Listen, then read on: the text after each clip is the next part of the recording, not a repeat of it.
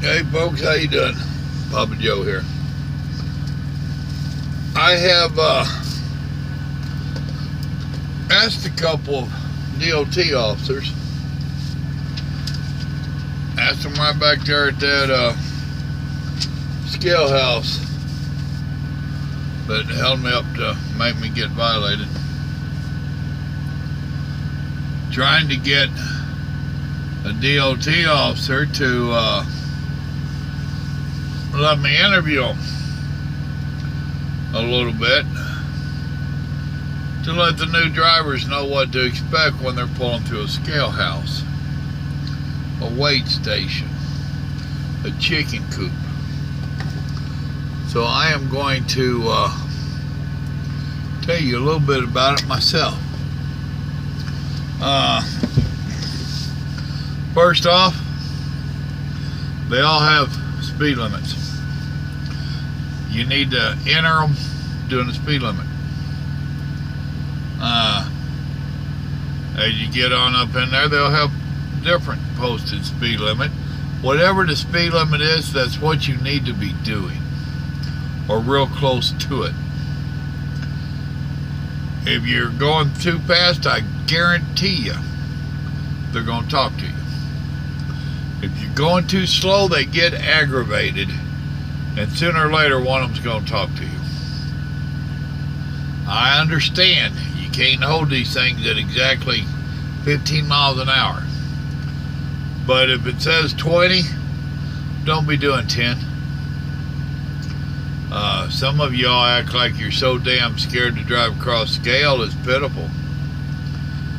Alright, a good way to make them mad: hit your brakes real hard on that scale, or drive onto them too fast.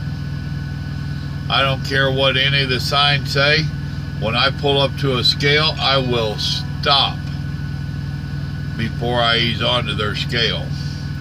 And then I just ease right along until I'm told to stop, or the light tells me to stop, whatever. And I go slow so that I don't have to jam on the brakes. Back in the day, I didn't care, and I would do that kind of crazy stuff just to make them mad. And I'm sure there are still some out there like I used to be. Watch your signs. Don't sit here staring at him or her, whoever the scale master is. Watch your signs. Keep a watch out for people walking. There's a lot of these scale houses, they do have the truck drivers where they have to cross right in your path. That makes a lot of sense, don't it? Lamar, where I was at, that's how that one's set up. But if they tell you to pull over and come inside, don't park like you're at a truck stop, because I've seen some of y'all parking in here. Park with your rig fairly straight, be in the proper spots and all that. So, well, finally kicked off back there. Now, when you go in, take in your driver's license. With the new deal, you shouldn't have to take your medical card, but if you carry one like I do, take it in with you. They're going to want your book. I told you all a story in one of the other posts about a woman that was in Montana, Dakota, somewhere, I forget, and she didn't have a folder. She had a wad of papers that had been, and tell them how her pig had ate it. She had a pet pig in her truck. No, don't get me started. When you go in, you're going to take your book. Try to keep your stuff nice and neat and orderly. And New Mexico and Arizona out there, if them people are working the windows, they actually wear gloves because some of the trucks are so nasty, or some of the books. They're going to want your CDL, and they are going to want to see your, and I can't show you too many of these, because I don't know if This is your our Oklahoma Corporation Commission. It's known as a cab card. So they're going to want to see it. Here's our insurance. They're going to want to see the insurance. Your IFTA. Here's our registration. Actually, this one is the organ weight receipt. We got a new girl that just, well, she ain't new. She's been with the company forever, but she just started doing this part. And here's the Unified Carriers Registration System. That's the one that Oklahoma likes to look for. It only costs your company a couple $100 a year. Maybe $800, I forget, let's see. Well, this one says it, well, for 35 trucks, it costs $1,576. But your company should help you keep this book together.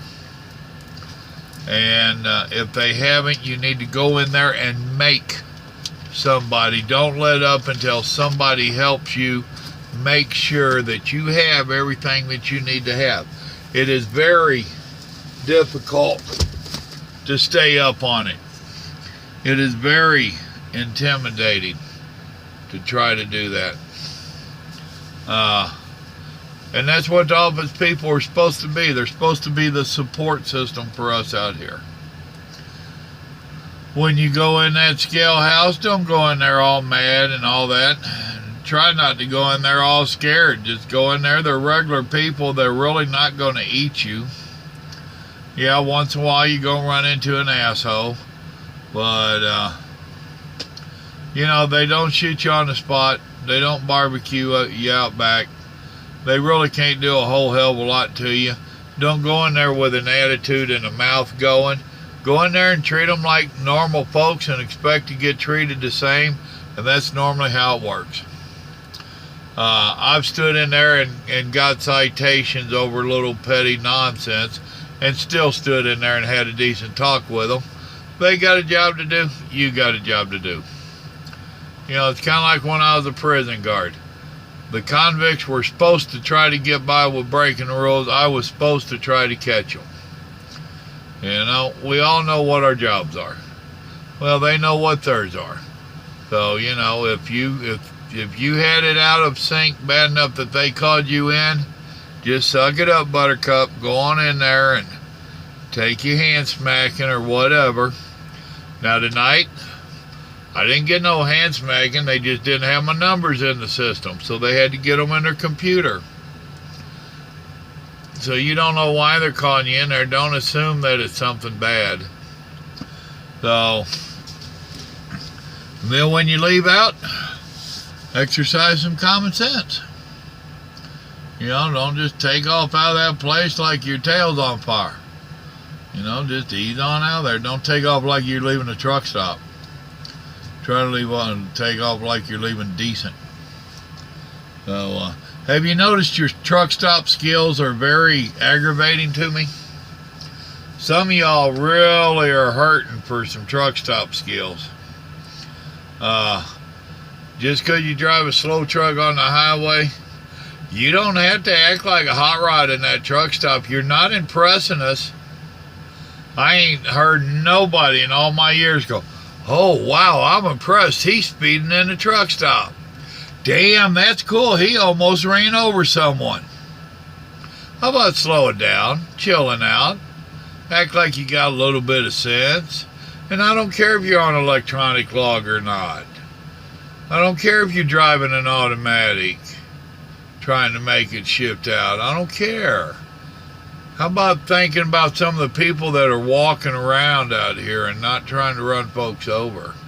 How about parking straight? If there ain't lines there to park by, how about if you get within a door's distance of that other truck instead of half a truck over? Ain't nothing more aggravating than stop at midnight and you look at this roll of trucks and there's a half a truck between about 5 trucks. So if y'all squeezed up, we could have got 2 more trucks or 3 more trucks in there. But no, y'all are so scared you don't even park right. I'm going to start harping more and more and more about some of these truck stop skills and parking skills. I'm going to start taking the video, this thing out, and starting to record some of them and putting them on here, and hopefully somebody that works for that company will shoot it over to that company and say, hey, look at this truck. See how your truck's parking out here? Aren't you impressed? We all were. All right. Rabbit trail. Meow. There he went. Get out of here. Y'all remember, God loves you and so do I. Watch them rabbit trails. Papa Joe, right down a rabbit trail in a heartbeat, chasing a squirrel down a rabbit trail. Go figure. Damn hillbillies.